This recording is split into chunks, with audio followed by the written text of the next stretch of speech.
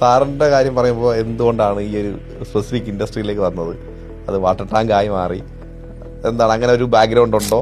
ഞാൻ NRI ആയിരുന്നു. 1990 മുതൽ ഞാൻ വിദേശത്ത് ജോലി ചെയ്യാണ്.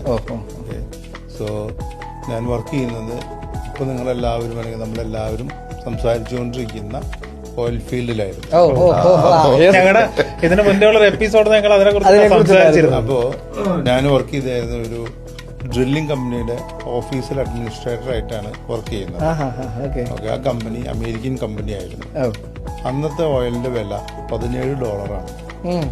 അപ്പോൾ അതുകൊണ്ട് ആരും തന്നെ പുതിയ ഓയിൽ കിണർ കുഴിക്കില്ല.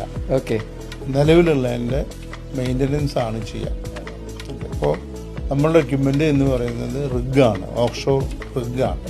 അപ്പൊ ഇതിന്റെ പ്രത്യേകത എന്താണെന്ന് വെച്ച് കഴിഞ്ഞാൽ ഇത് ചത്താലും 10,000 ജീവിച്ചാലും 10,000 എന്ന് പറയുന്ന, അതായത് ഈ സാധനം കടലിലേ നിൽക്കുള്ളൂ, 3 കാലങ്ങളിലാണ് നിൽക്കുക.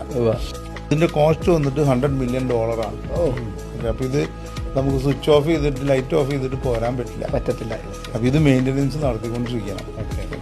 അപ്പൊ ഈ മെയിൻ്റനൻസ് ക്രൂവിന്റെ പ്രത്യേകത എന്താണെന്ന് വെച്ച് കഴിഞ്ഞാല് അവിടെ 2 ടൈപ്പ് ജനങ്ങളാണ് ഉള്ളത്. ഒന്നിന്റെ പേര് എക്സ്പാട്രിയേറ്റ്സ്, ഒന്നിന്റെ പേര് TCN എന്ന് പറഞ്ഞാൽ തേർഡ് കൺട്രി നാഷണൽ. നമ്മളൊക്കെ അതാണ്. അപ്പോൾ എക്സ്പാട്രിയേറ്റ്സിന് 28 ആണ് അവരുടെ റൊട്ടേഷൻ. 28 ദിവസം അവർക്ക് ജോലി, 28 ദിവസം ലീവ്. TCN ആകുമ്പോൾ 56 ദിവസം ജോലി, 28 ദിവസം ലീവ്. അപ്പോൾ ഇവർ റിഗിൽ ജോലി ചെയ്യുമ്പോൾ ഇവർക്ക് ഫുഡും നമ്മൾ അറേഞ്ച് ചെയ്യണം. അപ്പോൾ കാറ്ററിംഗ് ക്രൂ അവിടെ വേണം. ദെൻ അവിടെ വേറെ കറണ്ടൊന്നും ഇല്ലല്ലോ. അപ്പോൾ കാറ്റ് D7050 എന്ന് പറഞ്ഞ ജനറേറ്ററാണ് കറണ്ട് പ്രൊവൈഡ് ചെയ്യുക.